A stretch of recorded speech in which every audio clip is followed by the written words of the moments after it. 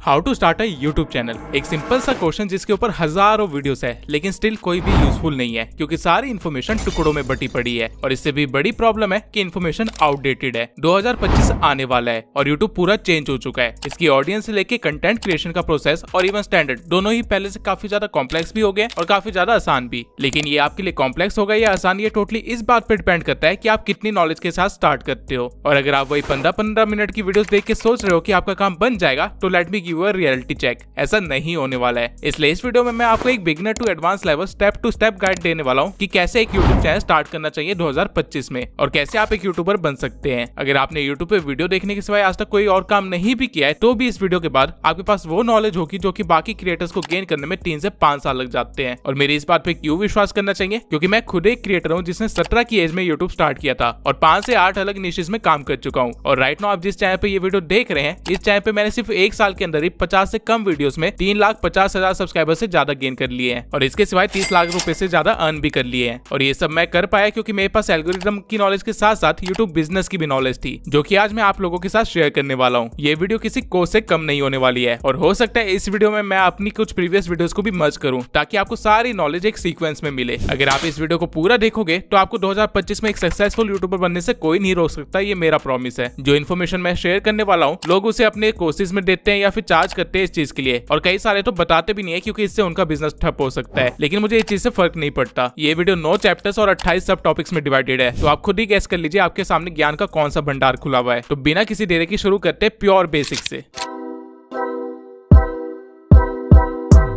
YouTube को छोड़ के 18 ऐसे और सोशल मीडिया प्लेटफॉर्म्स है जो कि पे करते हैं, लेकिन हम YouTube पे ही क्यों काम करें और सिर्फ YouTube का ही इतना बोलबाला क्यों है? क्योंकि YouTube एक स्नोबॉल इफेक्ट की तरह काम करता है। बाकी सोशल मीडिया पे चीजें ट्रेंड के अकॉर्डिंग चलती है और फिर गायब हो जाती है। जो रील आपने 2022 में देखी थी, अगर उसे आप आज ढूंढने बैठोगे तो आपको वो मिलेगी ही नहीं, क्योंकि उस रील का ट्रेंड खत्म हो चुका है। इवन हो सकता है कि आपको वो क्रिएटर भी ना मिले क्योंकि अब वो क्रिएटर रेलिवेंट नहीं रहा। ट्रेंड चेंज हो गया, कंटेंट चेंज हो गया और लोगों ने क्रिएटर को छोड़ दिया और किसी और क्रिएटर को देखना शुरू कर दिया। एज अ रिजल्ट उस क्रिएटर का करियर शुरू होते खत्म हो गया। उसने जो भी पैसे कमाए होंगे वो तब तक ही कमाए होंगे जब तक उसकी रील्स चल रही थी, लेकिन उसके बंद होते ही उसने कुछ नहीं कमाया होगा। वहीं YouTube पे ऐसा बिल्कुल भी नहीं है। YouTube पे आप एक बार कोई वीडियो बना के डाल दो तो उसके पैसे आपको तब तक आते रहेंगे जब तक आप जिंदा है। आप खुद कभी नोटिस करना कि आपको YouTube चलाते हुए 2 साल 5 साल पुराना भी कंटेंट सजेस्ट हो जाता है। इवन कई बार तो 10 साल पुराना कंटेंट भी सजेस्ट हो जाता है। और जब तक कंटेंट सजेस्ट हो रहा है, यानी लोगों की फीड में आ रहा है, तब तक क्रिएटर पैसे कमा रहा है। इसको आप इस वे में भी ले सकते हैं कि बाकी सारे सोशल मीडिया प्लेटफॉर्म एक कंटेंट की फीड है जहाँ चीजें आ रही है और जा रही है, लेकिन YouTube एक कंटेंट लाइब्रेरी है जहाँ पे चीजें स्टोर हो रही है। तो एक मेन रीजन YouTube को चूज करने का यही है कि यहाँ पे स्टेबिलिटी बहुत ज्यादा है। इस प्लेटफॉर्म को आप एक लाइफ टाइम करियर की तरह भी परस्यू कर सकते हो। इसके अलावा YouTube 2005 से चल रहा है और अभी तक 122 मिलियन लोग इसे रोज चलाते हैं और इस पे कंटेंट देखते हैं, यानी कि 12 करोड़ लोग रोज एक ही प्लेटफॉर्म चला रहे हैं। तो ऑब्वियसली कमिंग फ्यूचर में इसके बैन होने का तो कोई भी स्कोप नहीं है, क्योंकि ये खुद में एक पूरी इकोनॉमी भी चला रही है। अगर आज इंडिया में YouTube बंद हो जाता है तो पूरी 16,000 करोड़ की इकोनॉमी को इफेक्ट पड़ेगा और ऑब्वियसली सरकार खुद का इतना बड़ा लॉस तो नहीं करवाने वाली है। इसलिए टिकटॉक की तरह ये कोई रिस्की प्लेटफॉर्म नहीं है, बल्कि सबसे सिक्योर्ड प्लेटफॉर्म है। तो अगर मैं आपको शॉर्ट में समझाऊं तो यहाँ पे पैसा लाइफ टाइम है, स्टेबिलिटी भी है और फ्यूचर सिक्योरिटी भी है और क्रिएटिव फ्रीडम तो भर भर के है। और ये इनफ है आपके लिए इस प्लेटफॉर्म को सीरियसली लेने के लिए, क्योंकि आजकल ये चारों चीजें तो किसी जॉब में भी नहीं मिलती। इसके सिवाय यूट्यूब से जो फेम मिलता है और जो पैसे मिलते हैं वो आपकी जिंदगी बदलने का पोटेंशियल रखते हैं। और इसका प्रूफ मुझे दिखाने की जरूरत नहीं है, आप लोग ये वीडियो देख रहे हो तो आपको ऑब्वियसली ये चीज पता होगी। रही बात अर्निंग की, तो मैं खुद एक छोटा क्रिएटर होकर भी इस साल 30 लाख रुपए से ज्यादा कमा चुका हूँ सिर्फ YouTube से, और मेरी एज अभी सिर्फ 20 साल है। इंडिया में एक सॉफ्टवेयर इंजीनियर की एनुअल सैलरी 10 लाख रुपए होती है, यानी कि अगर एक तरह से देखा जाए तो मैंने एक सॉफ्टवेयर इंजीनियर से 3 गुना ज्यादा कमाया इस साल। और ये चीज बोल के मैं किसी इंजीनियर की डिसरिस्पेक्ट नहीं कर रहा, I really respect them, but मैं आपको एक करियर ऑप्शन दिखा रहा हूँ जो कि आपको ट्रेडिशनल एजुकेशन सिस्टम नहीं दिखाने वाला है। इवन आपके पेरेंट्स भी आपको ये चीजें नहीं बोलने वाले क्योंकि उनको खुद को भी नहीं पता। और रही बात बाकी यूट्यूबर्स की, तो ऑब्वियसली वो तो अपना कॉम्पिटिटर्स नहीं बढ़ाना चाहेंगे, तो क्यों ही बताएंगे।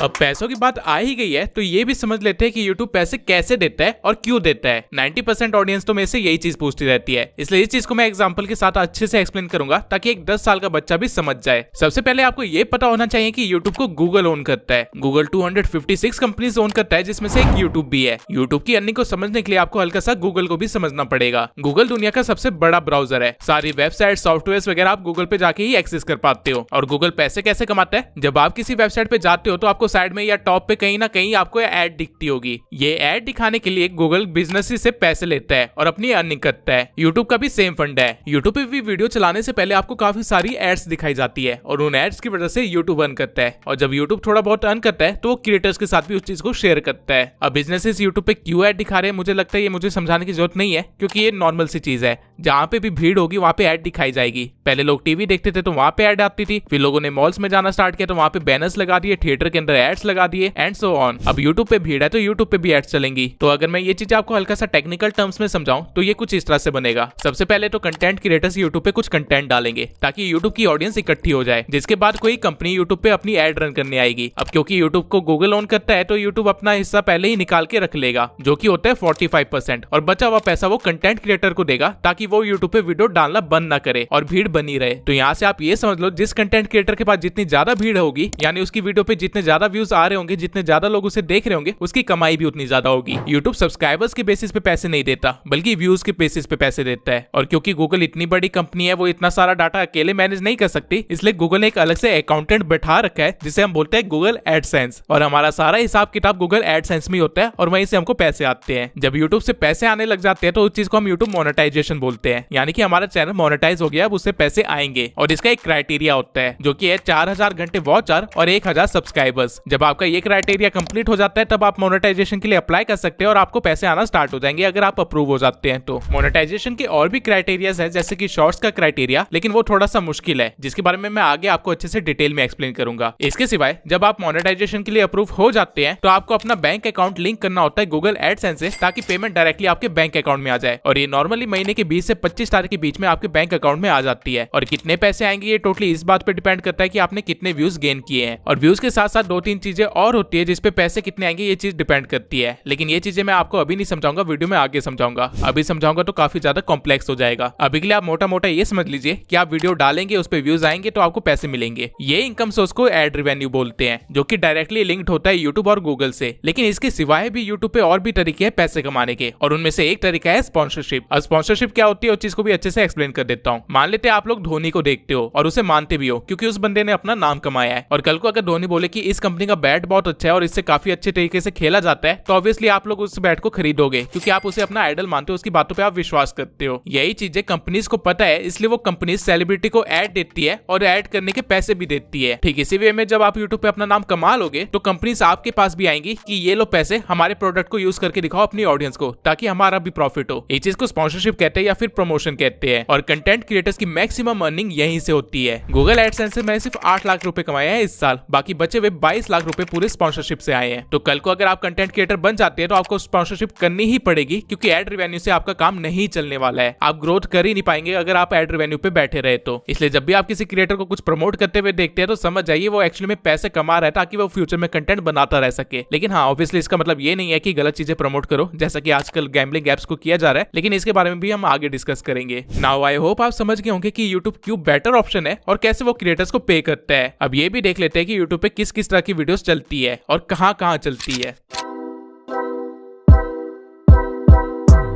यूट्यूब शायद एक लौटा ऐसा प्लेटफॉर्म है जिसपे 2 साल के बच्चे से लेके एक 75 इयर्स का बूढ़ा भी कंटेंट कंज्यूम कर रहा होगा। और ये कोई फिक्शनल डाटा नहीं है। यूट्यूब किड्स, जहाँ पे बच्चों का कंटेंट डलता है, like nursery rhymes, moral stories, toy reviews, Pega pig and so on, वहाँ पे डेली के 500 मिलियन व्यूज जा रहे हैं, यानी कि 50 करोड़ बच्चे डेली कंटेंट कंज्यूम कर रहे हैं वहाँ पे। और नॉर्मल यूट्यूब पे डेली के 122 मिलियन एक्टिव व्यूअर्स आते हैं, जिसका डाटा मैं आपको स्क्रीन पे शो कर देता हूँ। इस डाटा से आपको ये पता चल जाएगा कि किस एज ग्रुप के कितने लोग यूट्यूब चलाते हैं और उनको अगर नंबर में कन्वर्ट किया जाए तो वो कितने बनते हैं। नाउ जो चीज एक 13 साल का बच्चा देख रहा होगा, वो चीज कोई 40 साल वाला बंदा तो नहीं देख रहा होगा। इवन आप किसी भी एज ग्रुप को पकड़ लीजिए, उसमें भी आपको हद से ज्यादा वैरायटी दिख जाएगी। मैं अभी आपको कुछ ऐसी वीडियोस दिखाता हूँ जो कि शायद आपने कभी देखी ही नहीं होगी।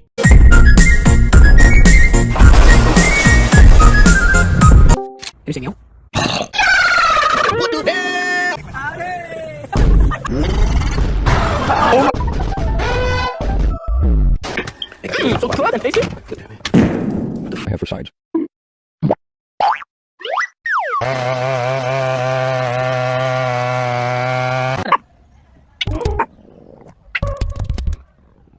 कैसी लगी ये वीडियोस? ये वीडियो जितनी अजीब है आपको जान के हैरानी होगी कि इसको देखने वाले लोग भी हैं और इन वीडियो से इन क्रिएटर्स ने लाखों में अर्न किया है। जो पॉइंट मैं यहाँ पे आपको एक्सप्लेन करने की कोशिश कर रहा हूँ वो ये है कि कुछ भी क्रिएट करो, लिटरली कुछ भी। टॉयलेट से पुतिन का फेस निकालते हुए दिखा दो, उसको भी देखने के लिए 8 मिलियन लोग बैठे हुए हैं। अब कंटेंट भी आप तरह तरह से बना सकते हो, या तो फेस दिखा के बना सकते हो, या बिना फेस दिखाए बना सकते हो, बोल के बना सकते हो, या बिना बोले भी बना सकते हो। कोई ना कोई उस चीज को देखने के लिए ऑलरेडी बैठा हुआ है। कंज्यूमर आपके पास पहले से ही है, आपको बस प्रोड्यूसर बनना है। अब यहाँ पे इतनी वैरायटी है तो अभी तक आप कंफ्यूज भी हो गए होंगे कि क्या बनाए और क्या करे, हम यूट्यूब पे अपना काम कैसे स्टार्ट करें और वायरल हो। अब ये पता करने से पहले आपको ये पता होना चाहिए कि आपका यूट्यूब से गोल क्या है। मैक्सिमम लोग यहीं पे गलती कर देते हैं, जिस वजह से वो गलत अप्रोच लेके 2-3 साल वेस्ट कर लेते हैं और फिर अकल आती है कि ये क्या कर दिया मैंने। अब आपके 2-3 साल वेस्ट ना हो इसलिए मैं पहले ही आपको सही अप्रोच पकड़ना सिखा देता हूँ।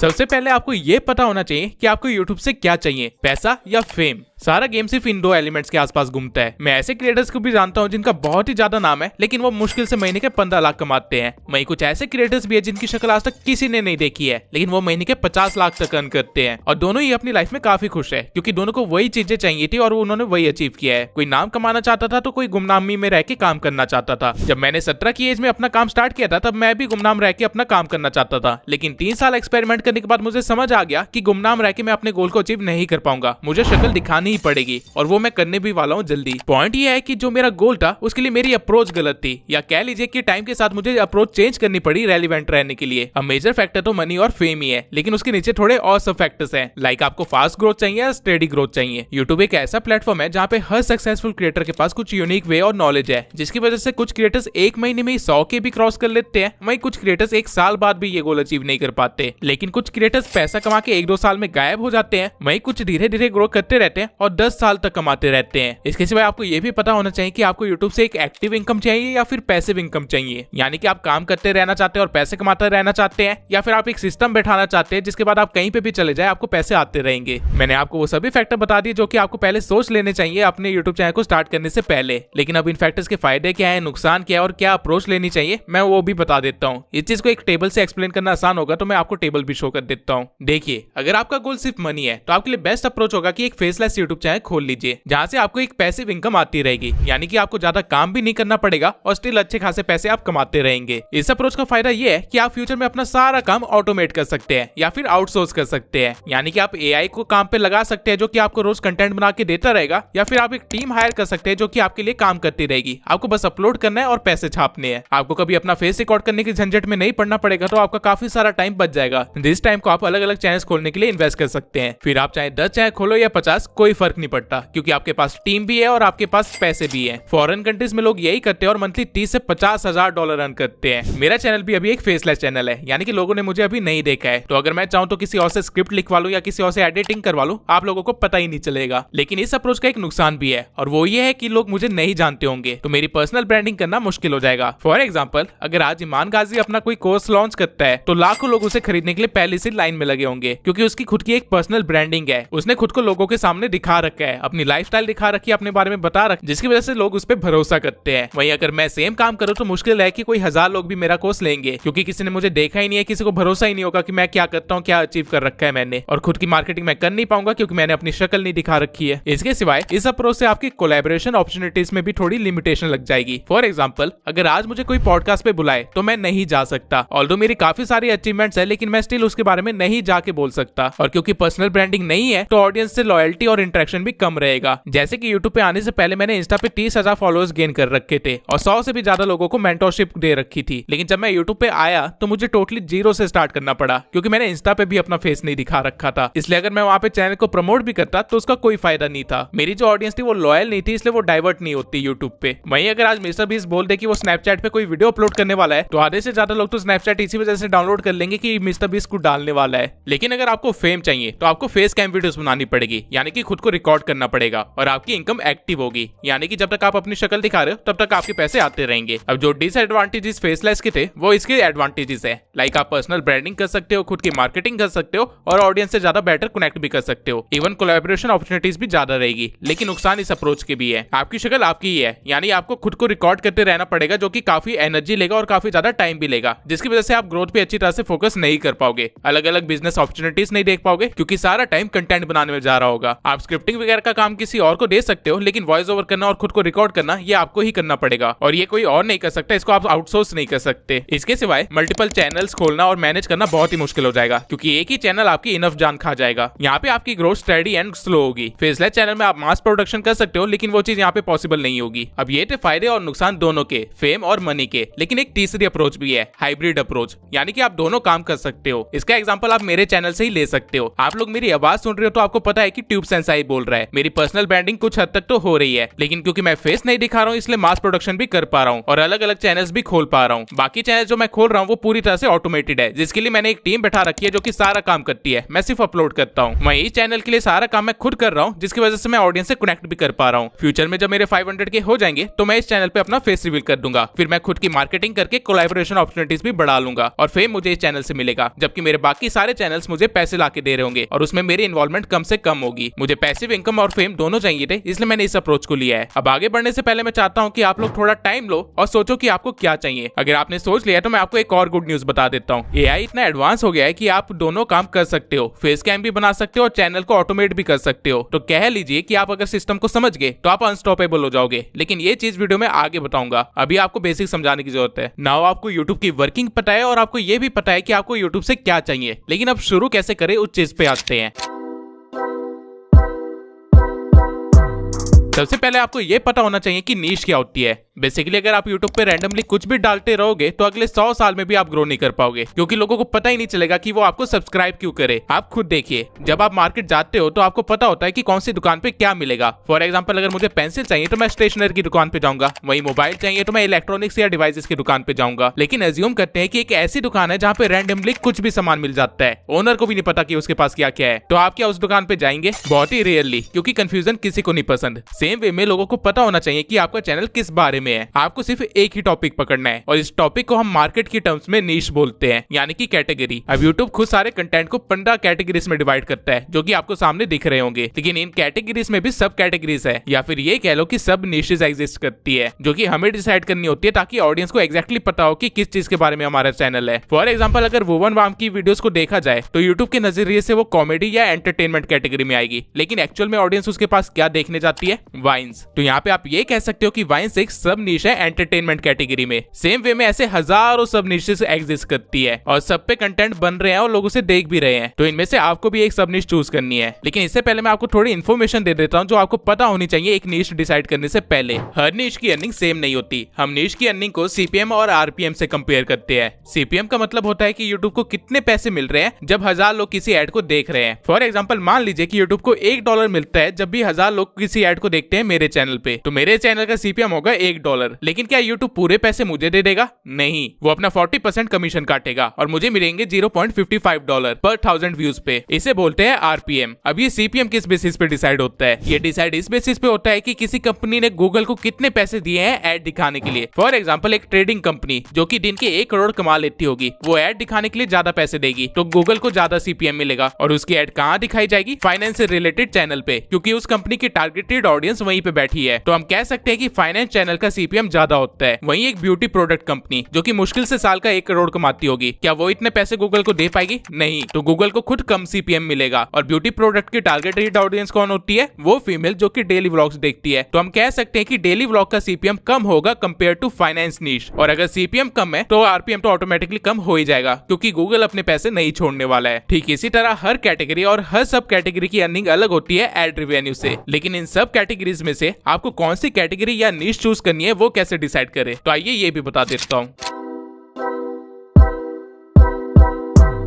नीश ढूंढना कोई रॉकेट साइंस नहीं है, बस आपको आपका इंटरेस्ट या पैशन पता होना चाहिए। सोचिए अगर वुवन बाम ने वाइन्स की जगह एजुकेशन का चैनल खोला होता, ध्रुव राठी ने एजुकेशन की जगह टेक का चैनल खोला होता और टेक्निकल गुरुजी ने वाइन्स का चैनल बनाया होता, क्या लगता है आज ये लोग इतने सक्सेसफुल हो पाते जितने ये लोग हैं? ऑब्वियस आंसर है नहीं। लेकिन ये सारे आज दुनिया के सबसे बड़े क्रिएटर्स में काउंट होते हैं, क्योंकि इन्होंने अपने लिए एक सही नीश चूज की थी। पर आप लोग पूरी तरह से कंफ्यूज है कि मैं क्या नीश चूज करूं, क्या ट्रेंडिंग नीश में जाऊं या फिर जहाँ पे पैसे ज्यादा मिल रहे हैं वहां पे जाऊं, या फिर जो मुझे आता है वो करूं। और अगर मुझे कुछ नहीं आता तो मैं क्या करूं। टेक्निकल गुरुजी गैजेट्स रिव्यू और वुवन वार्म वाइन्स इसलिए बनाते हैं क्योंकि ये उनका पैशन है। जब ये लोग सक्सेसफुल नहीं थे तब से ये लोग इस फील्ड में काम कर रहे हैं। अब इससे पहले आप लोग ये कहें कि आपका कोई पैशन नहीं है, मैं आपको बता दूं कि आप गलत हो। हर इंसान का एक पैशन या इंटरेस्ट होता है, बस उसको ढूंढना आना चाहिए। सोचिए अगर आपके पास दुनिया का सारा पैसा होता, अनलिमिटेड टाइम होता और कोई रिस्पॉन्सिबिलिटी नहीं होती तो आप क्या करते। आपका जो भी आंसर है वही आपका रियल इंटरेस्ट है। और अगर आपके पास कोई आंसर नहीं है तो ये देखिए कि आप अपने खाली टाइम में क्या करते हैं, या फिर आप अपनी डेली लाइफ में ऐसा कौन सा काम करते हैं जो कि सबसे ज्यादा टाइम कंज्यूम करता है। ये चीजें मूवी देखना, वॉक पे जाना, ओवरथिंकिंग जैसी छोटी चीजें भी हो सकती है और यही चीज आपकी सक्सेस की चाबी भी बन सकती है। आज के टाइम पे हर चीज पे कंटेंट बनाया जा सकता है और उसे मोनेटाइज किया जा सकता है। आपका जो भी पैशन, इंटरेस्ट या हॉबी है उसकी एक लिस्ट बना लीजिए। अगर ये लिस्ट लंबी है तो कोई प्रॉब्लम की बात नहीं है, बल्कि और भी ज्यादा फायदा है। अब मैंने पैशन ढूंढने पे इतना फोकस क्यों किया है इसका जवाब मैं लास्ट में दूंगा। तब तक हम चलते हैं अपने अगले पॉइंट पे।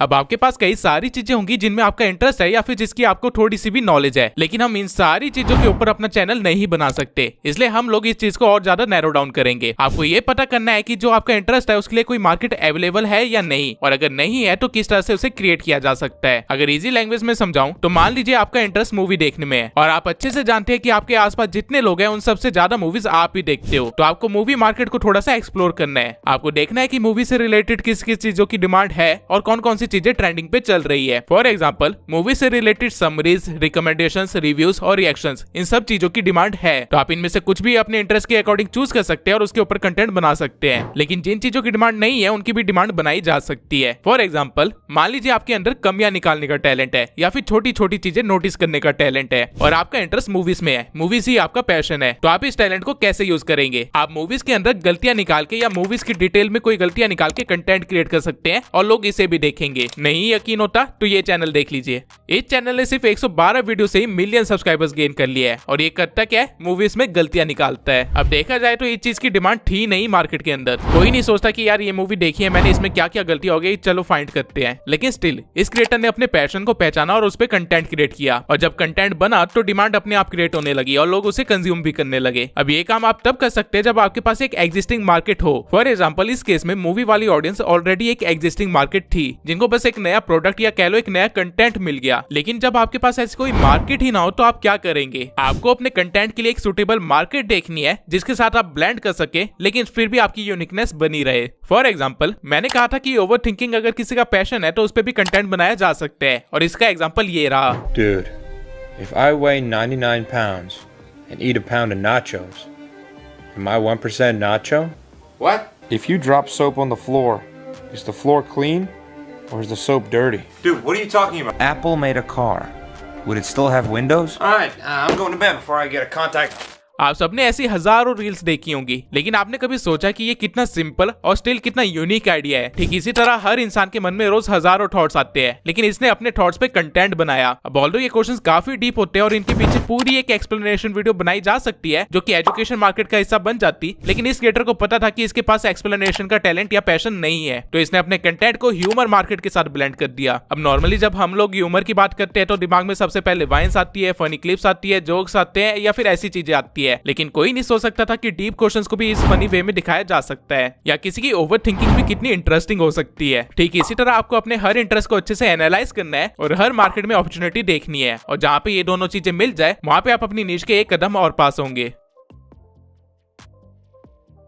अब हर चीज जिसकी मार्केट में डिमांड है जरूरी नहीं कि उसकी उतनी वैल्यू भी हो। नीश डिसाइड करते टाइम मनी हमेशा एक इंपॉर्टेंट फैक्टर रहेगा, लेकिन सिर्फ मनी के बेसिस पे अगर नीश डिसाइड करोगे तो आपका फेल होना ग्रांटेड है और रीजन आपकी वीडियोस नहीं होगी बल्कि आपका माइंड होगा।